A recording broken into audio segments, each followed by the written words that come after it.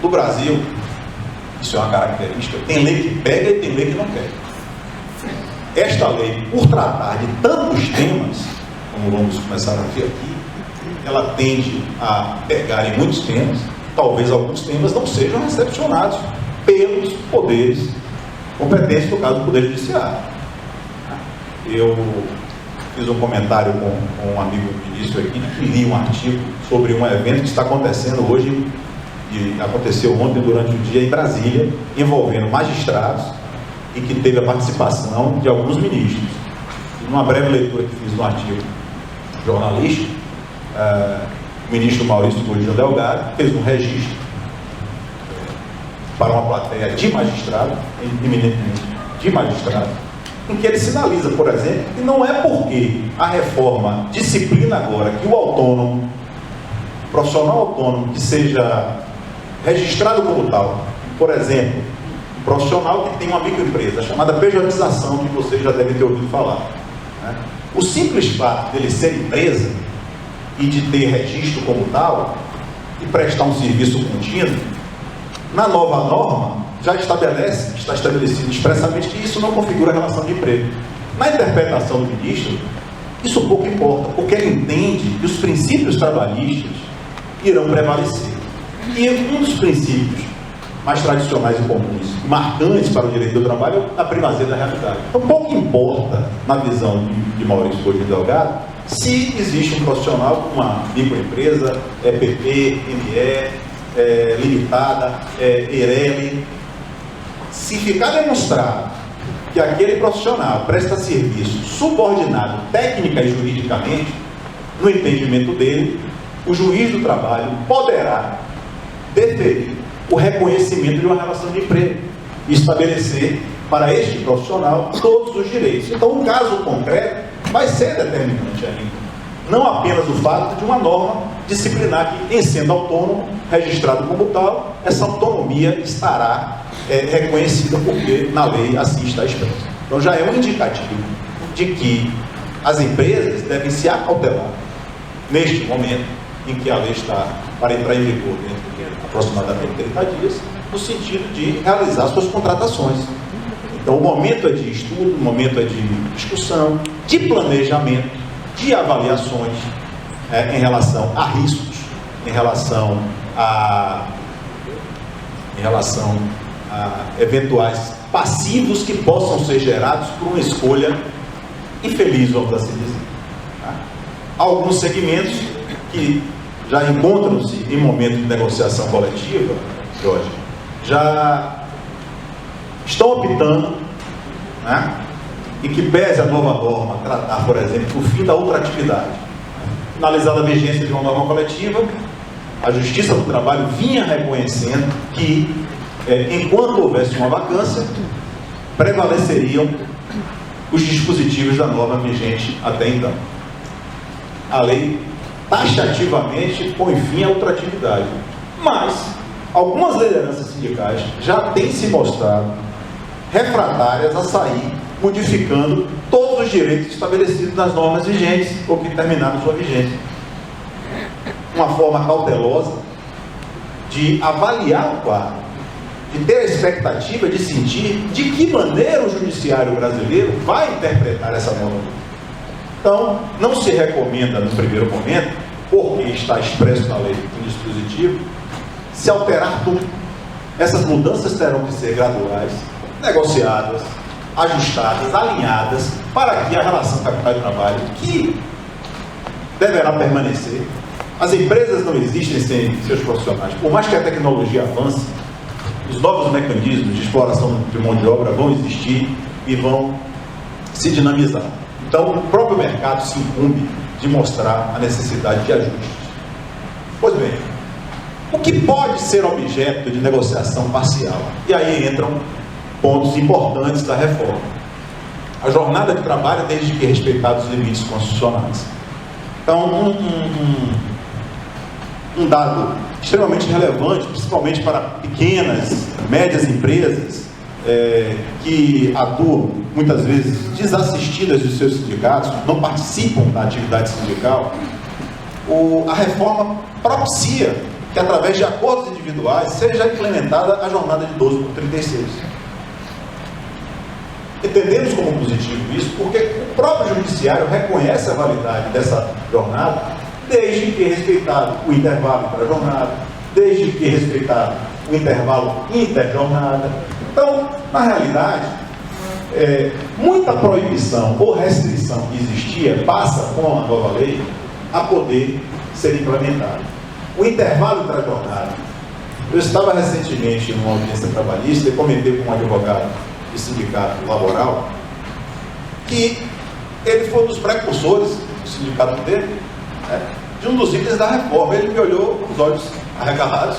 Como assim? Eu disse, olha, há 15 anos vocês ajustaram com a empresa, através de um acordo coletivo, intervalo de 30 minutos para os trabalhadores da indústria do polo petroquímico, com a indenização dos 30 minutos supervenientes. Isso está em um acordo coletivo. Foi estabelecido por vontade das partes. O dirigente sindical falou, não, a empresa quis assim. Não, a empresa não quis assim, eu ainda brinquei. Vocês quiseram, vocês subscreveram.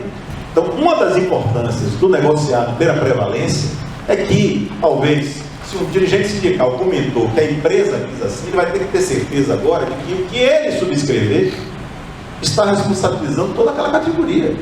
A necessidade do assessoramento jurídico, a qualificação das redações, a clareza do texto, para que não gere dúvida, para que as empresas não tenham o dissabor de receberem ações coletivas posteriormente, em que se criou, muitas vezes, uma possibilidade de se reivindicar determinados direitos, porque faltou a clareza na interpretação da norma.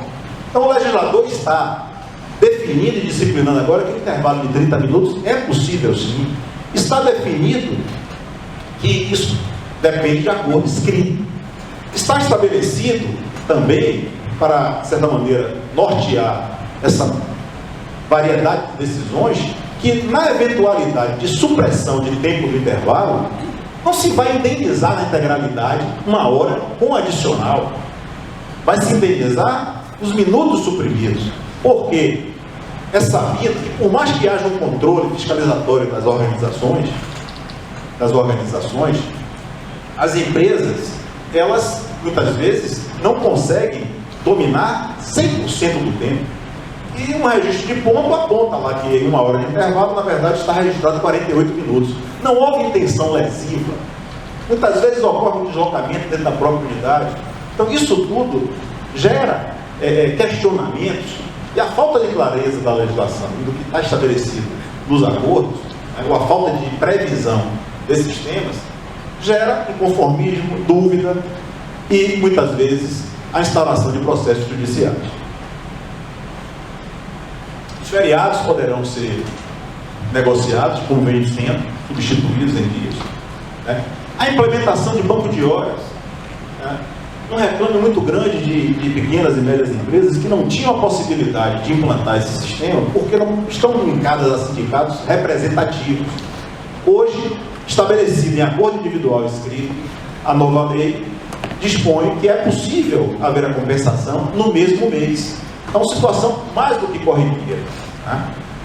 E a questão da contribuição sindical facultativa, que eu vou deixar para o meu colega comentar.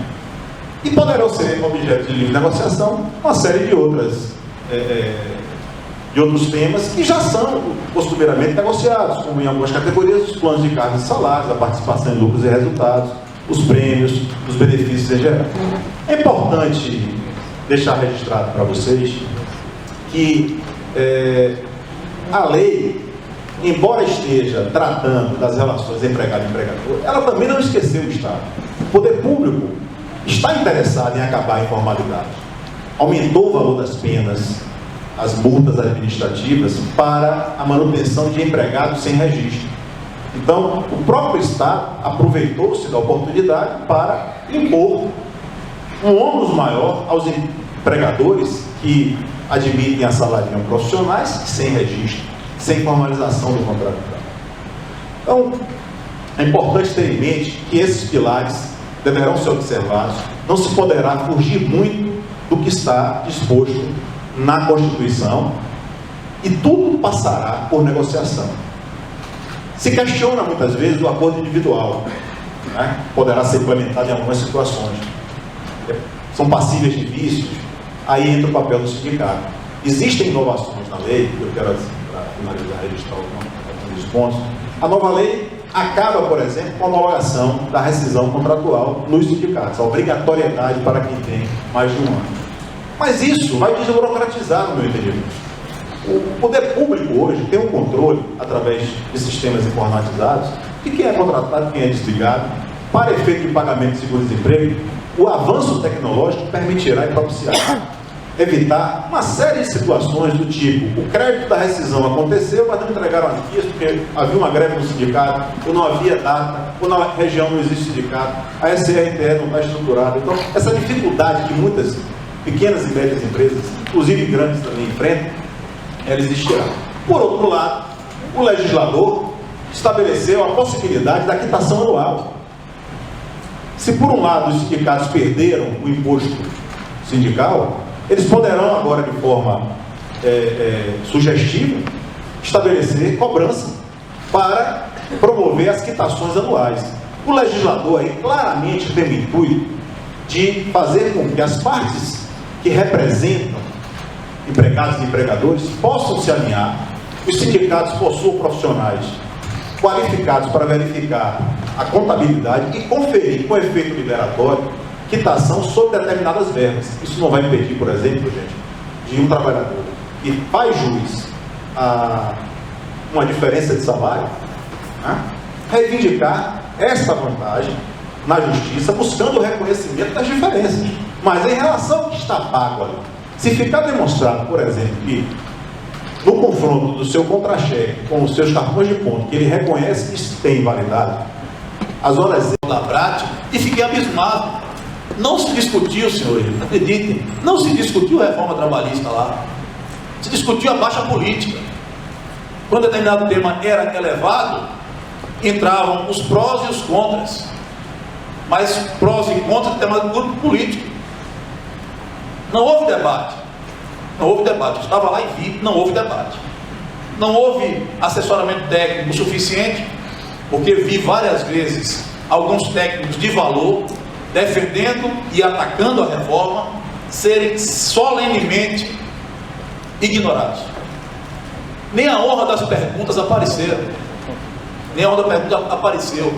E se apareciam, eram respondidas de maneira superficial. O negócio era aprovar a reforma. E essa precipitação, falo sem nenhuma paixão, pode nos custar muito caro. Muito caro. Porque eu tenho ouvido muita pergunta por aí, em todos os lugares que eu tenho ido com o abate, o pessoal pergunta: Jorge, isso aí vai resolver a questão do desemprego? Não sei. Não sei. Aí eu me sinto suspeito para dizer.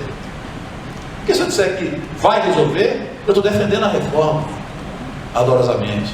Se eu disser que não vai, eu estou atacando covardemente. Esse é o grande desafio. Eu desconfio que não vá. É a melhor expressão. Desconfio que não vá pela falta de profundidade do debate.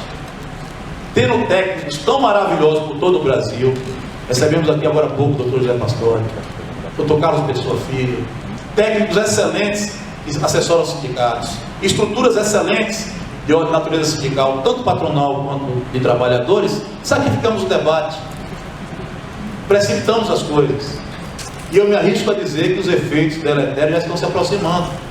Normas coletivas que dizem que a lei não se aplica. Vejam que absurdo.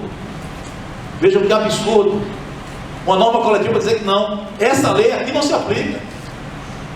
Eu tenho assinada por mim uma convenção da Constituição Civil que vai até 2018. A lei não se aplica. É negociado sobre o legislado.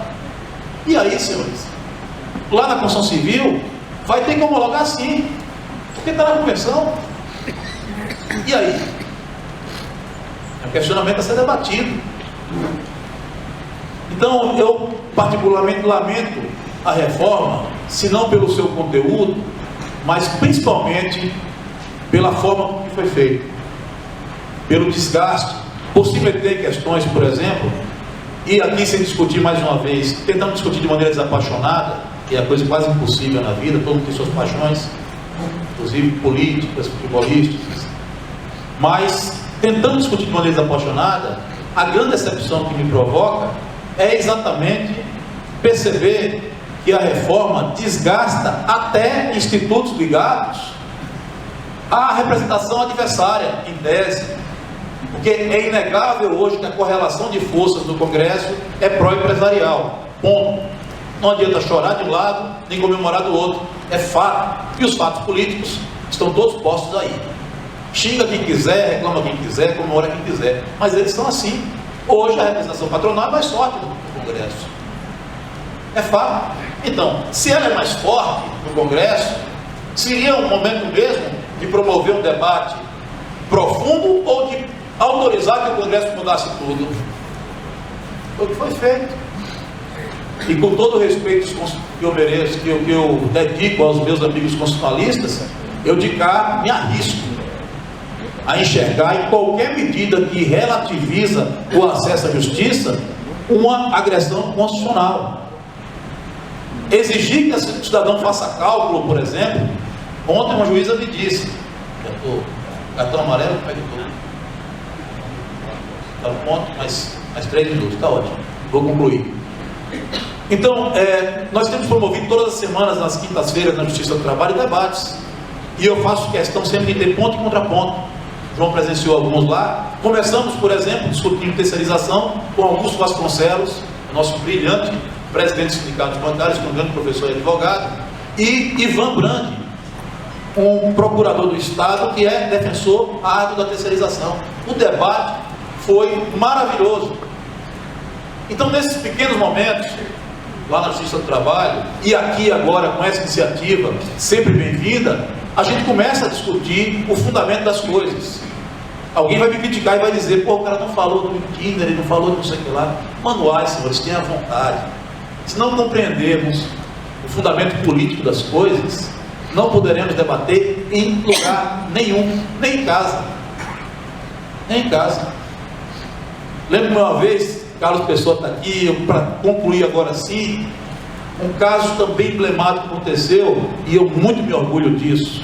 Tem gente que conta que tem um orgulho das propriedades que tem, até da família, do orgulho, coitado, equivocado, que o filho exerce determinada atividade, como se a infelicidade não fosse dele, fosse passada, né? A gente não pode dividir isso assim com ninguém, minha opinião. Mas algumas coisas eu me orgulho na minha vida, que é quebrar certos paradigmas. E eu quebrei um deles na presença de Carlos Pessoa, quando fizemos uma convenção coletiva, no auge de uma norma mal redigida, com excelentes propósitos, mas mal redigida, que foi a norma de inserção do deficiente no mercado de trabalho, deficiente físico. E nós debatemos profundamente essa norma durante a celebração, porque houve a pressão muito forte de grandes empresas do segmento da construção para implantar na construção civil a proibição de aplicação da norma. E eu, pelos trabalhadores, disse, rapaz, isso vai dar uma confusão. Eu até concordo com os argumentos, porque grosseiramente, a pessoa que tem deficiência, trabalhando no ambiente da construção, em que os graus de risco são todos elevados, seria colocar o principal bem da pessoa em risco, que é a vida. Porque se a pessoa, com obra de construção civil, se tem, por exemplo, a queda de um material, os outros gritam, o deficiente auditivo não ouve. Mas às vezes pode, por exemplo, o deficiente auditivo ele não ouve, mas vê, e um deficiente visual, ou ele pode ouvir muito bem, ver muito bem, mas ser deficiente locomotor e não ter como fugir da queda do material, alguma coisa. Então esse debate eu aceitei quando estávamos conversando, mas eu disse, mudar uma norma de caráter protetivo sobre a área da Constituição Federal sem ouvir o Ministério Público do Trabalho é uma loucura, vai gerar uma confusão tremenda, e lá no futuro nós teremos graves problemas, podem escrever. O sindicato patronal até entendeu, mas diante da pressão da sua base, da sua assembleia, manteve a discussão, fomos a DRT, e meu dileto amigo, pessoa que faz muita falta a todos nós, doutor Edmundo Fael, do alto da sua simplicidade e inteligência, disse: qual é a vontade de vocês? Ah, é proibir, proíba, não tem problema. Como ele disse, faz muita voz, puxando aqui uma bomba, pode assinar. Aí assinamos a norma. Ah, doutor, mas eu vejo o caso de um cara que tinha uma ação com 4 meses e a ação de não sei quantos mil reais. A gente não pode tratar a regra pelas exceções. A má-fé vai existir sempre enquanto houver o ser humano, lamentavelmente. E para a má-fé, a estrutura judicial brasileira tem suas punições. Nós temos que caprichar nelas. Ou, quem sabe, até criar outras, mas a partir do debate profundo dos temas. É lamentável que esse debate tenha ocorrido em 7 meses, senhores. Eu estava falando recentemente, na quinta-feira, minha mãe tem 74 anos de idade, mora em Jacobina, é uma das grandes honras de minha vida, adora uma cervejinha, e a partir de 2 cervejas ela consegue brincar, dançar, vai até o chão e volta. Eu digo a ela: até o chão eu vou, mas não volto. Eu tenho 48 anos de idade, ela tem 74. É uma velhinha enxuta. Eu estou querendo começar a chamar ela de CLT. Porque é óbvio que nosso diploma jurídico trabalhista passou por um desgaste, passou por um, digamos assim, um processo midiático, preciso dizer, intencional de desgaste. Jogaram todos os problemas do Brasil, econômicos, corrupção, diversos problemas nós enfrentamos.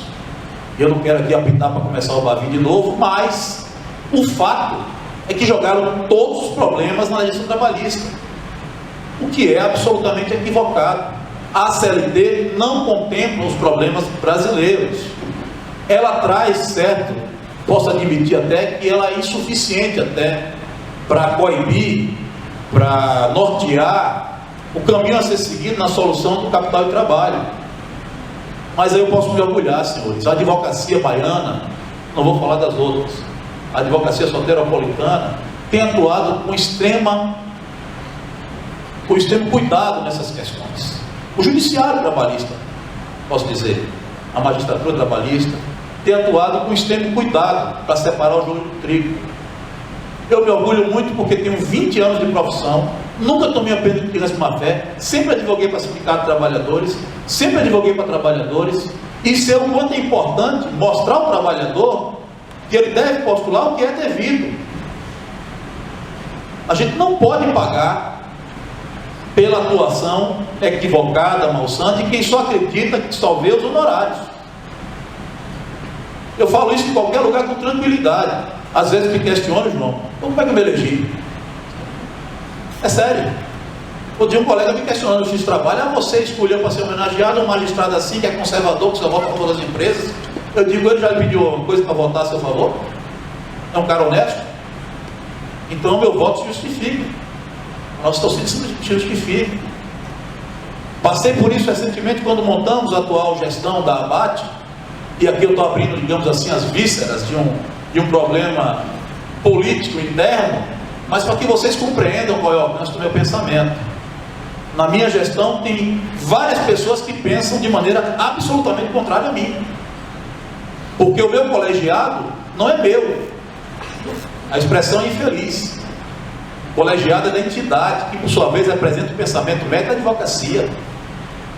Quando nós vamos para uma mesa negocial, quando nós sentamos na Bahia, e eu me orgulho muito, porque aí eu explico o que eu falei no início, a gente sempre estava negociando, e várias vezes com Carlos Pessoa, muito com Carlos Pessoa, eu sempre dizia isso: é importante, Carlos, valorizar a mesa. Então a solução que sai da mesa, e que não representa a vontade média das partes, ou que diz respeito à lei, ela de nada valerá para a sociedade. E no final de tudo, a própria mesa será desgastada. Não adianta eu achar que desgastar o meu contendor, o titular, o que representa o interesse contraposto, vai me trazer qualquer vantagem. Pode até trazer uma vantagem patrimonial imediata para as pessoas que a representam, mas no futuro causará uma brecha na economia. E os problemas econômicos brasileiros têm pai e mãe, os próprios brasileiros, todos nós, sem exceção. Não adianta colocar o problema nos outros. Por que eu falo isso? Já houve situações em que uma negociação salarial, foi um caso célebre, inclusive, pelo menos para mim, eu trago isso como um grande exemplo. Nós fizemos uma tabela em uma determinada convenção coletiva do trabalho, que houve um erro na produção da tabela. E os salários, em alguns casos, ficaram majorados até 70%. A parte contrária nos procurou 2 dias depois, porque o empregador percebeu. Ele questionou, foram para a ponta do lápis e perceberam que de fato tinha ocorrido. Vieram cheios de dedos. Jorge, teve um erro assim, assim, assim, e agora como é que faz e tal, como é que a gente negocia? Não tem negociação, amigo. Já foi feito. Aí ele tomou um susto, né? Tomou um susto. Já é assim que você pensa? Eu digo, é assim que eu penso. Tem que refazer. Já foi feita a negociação. A formalidade é outra história. Se há um erro, e digo a vocês, se eu quisesse, poderia botar o pé em cima. Porque a forma de cálculo não estava inserida na convenção. Ela foi feita lateralmente, foi um erro técnico. Se eu dissesse que foi isso aí que foi assinado, está valendo, ia ser um problemão. Mas o que é que eu ia conseguir? Eu ia gerar uma riqueza despropositada, uma riqueza que não correspondia à vontade das partes, ia desvalorizar o processo negocial. No fim daquilo tudo, se a norma continuasse valendo, ela certamente iria provocar o quê? O desgaste da entidade patronal de representação dos empregadores. Ia haver uma débora de empregadores. Muitos empregadores poderiam, inclusive, adotar a solução de despedir em massa para recontratar sob nova égide. Poderiam entrar com ação anulatória. Olha que inferno que ia se criar, desculpa a expressão, que inferno que ia se criar a partir de um equívoco de fundo material. Então eu falo com tranquilidade, sem querer me ser melhor, nem mais permissivo, nem bonzinho. A questão não é essa. Eu fui extremamente malicioso, interesseiro e egoísta. Eu preservei a minha posição, porque eu teria depois outras negociações a traçar com aquele adversário e outros, porque a representação que está ali, ela é flexível, ela pode amanhã chegar e estar representando outras pessoas. E eu não quero que ela me aponte como quem diz assim: olha, aquele cara é malicioso, cuidado. É a pior forma de se apontar uma pessoa. Me apontem como ignorante, como sertanejo, como eu falei, como bicho bravo lá no interior, essas coisas que o pessoal fala. Eu me orgulho disso. Mas não diga que eu sou malicioso e que eu vou lhe enganar, porque isso não ocorrerá. Eu preservo, sobretudo, a boa fé. E esse é o pensamento médio da advocacia trabalhista baiana. Isso eu defendo em qualquer lugar. Até porque nós temos uma prática de que quando o cidadão, quando ele é malicioso, quando ele é mau caráter, ele fica marcado a ferro e fogo. Porque mais cedo ou mais tarde, ele botará as unhas de fora. Então ele perderá a moral, por exemplo, que o Dr. Clériston tem. Quando negocia questões de altíssimo valor, tanto patrimonial quanto moral, quanto institucional e político, e consegue reproduzir no papel a vontade efetiva das partes. Então valorizar isso, o único caminho para se valorizar de verdade seria realizar um debate profundo sobre o mundo do trabalho. Nós tentamos isso, eu orgulhosamente fiz parte, ainda na época bem mais juvenil, como se diz, mais ainda do que hoje, no Fórum Nacional do Trabalho, que sentamos com todo o Brasil. Acho que o João participou também na época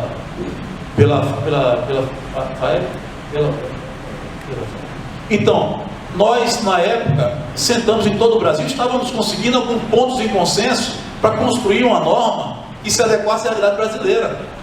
Lamentavelmente depois vieram problemas políticos nacionais, se não me engano a crise do mensalão, o governo perdeu a autoridade, o lado claro, empresariado se adequou mais a uma postura radical de direita para derrubar o governo, aquela história toda. E aí perdeu-se a oportunidade, perdemos, como se diz, a mesa de negociação. E o que é que fizeram agora? Fizeram a norma de afogadilho.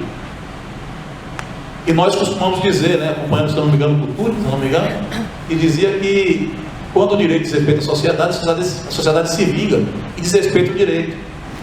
Qual é o grave risco? É a norma não pegar, como disse João. Mas não pegar não é no sentido das pessoas não respeitarem.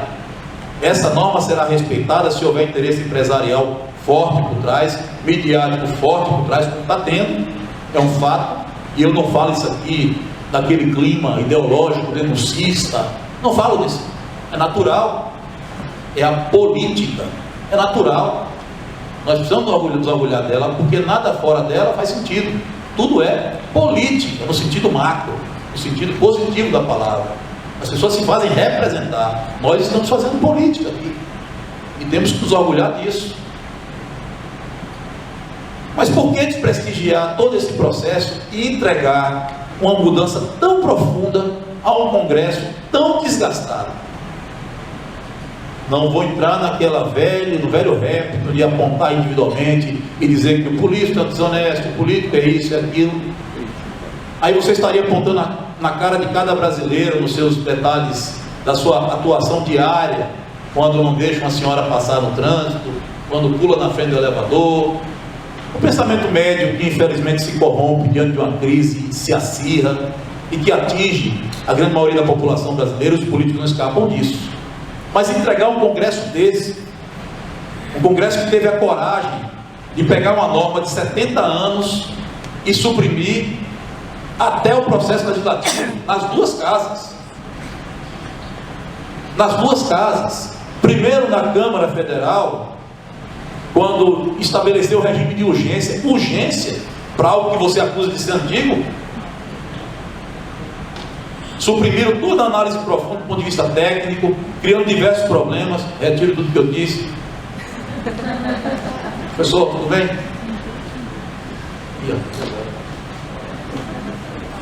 Eu acho a reforma uma maravilha. Vai resolver todos os problemas de emprego no Brasil. Estou pastor. Brincadeira com o senhor, daqui a pouco eu explico. Mas, senhores, entregar essa reforma dessa maneira a um Congresso que atuou, comprovou que não merecia essa confiança. É uma questão política.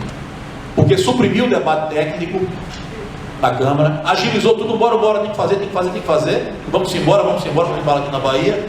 Empurrou para o Senado. O Senado levantou algumas questões. Não pode discutir, não, senão volta para a Câmara. Como? O Senado é casa alta. E olhe que, ainda me considerando juvenil, eu enxergo como necessária a existência de uma casa alta, de uma casa mais experiente, para dar estabilidade às relações jurídicas.